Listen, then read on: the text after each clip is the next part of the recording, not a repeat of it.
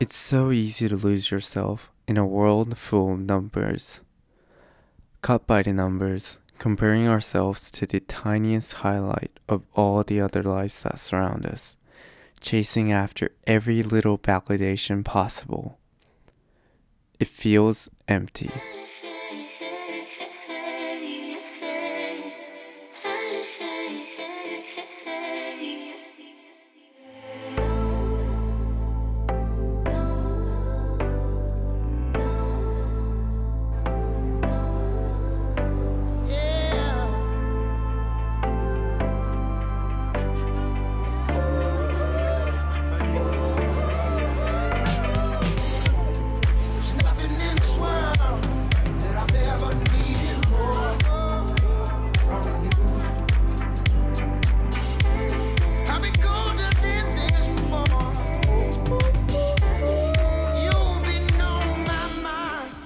Here's a note to myself. It's time I end the mindless scrolling. It's time I live the moment.